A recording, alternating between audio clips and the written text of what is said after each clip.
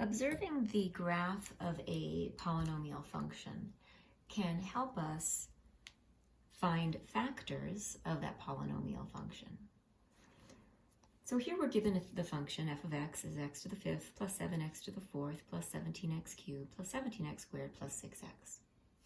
This is a fifth degree polynomial, so the degree is odd.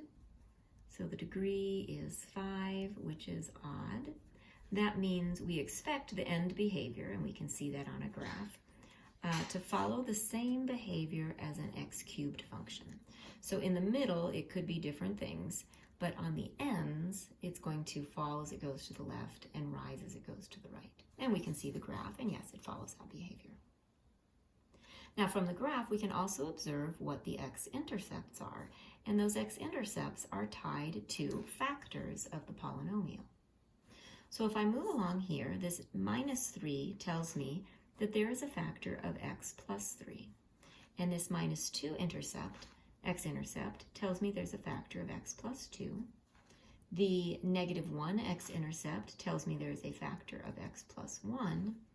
And the x-intercept at x is 0, I could write as x minus 0, but most often that factor is just simply written as x. So if the x-intercept is 0, that gives us a factor of just x. Now, if I stop right there, and in my goal here to factor this polynomial, we can tell that we are not quite there because our polynomial was degree 5, but if I multiplied all of these, I would have an x times x times x times x, which would give me x to the 4th power. So there is a factor missing from this set. I have to be able, when I multiply, to end up with x to the 5th. And that's when our behavior at the zeros comes into play.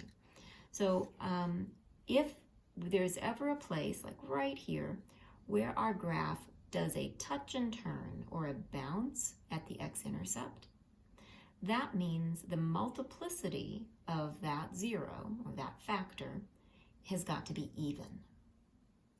So when I came here to this x plus 1 factor, I actually have options. I said it has to be even, so it could be squared or to the 4th power or to the 6th power, just based on the touch and turn.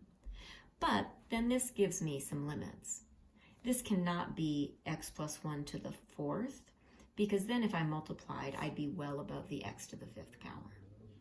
So combining those things will help us. We know that it has even multiplicity, and then we know that it's limited to just being x squared. Now, this factor would give me x squared times an x times an x times an x. Now I know that I have reached x to the 5th. So these are the factors that create this polynomial function. The last thing that we can identify here is if there has been a reflection.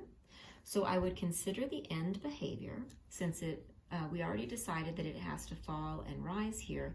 That means that it's going to be positive, and we can see that here also.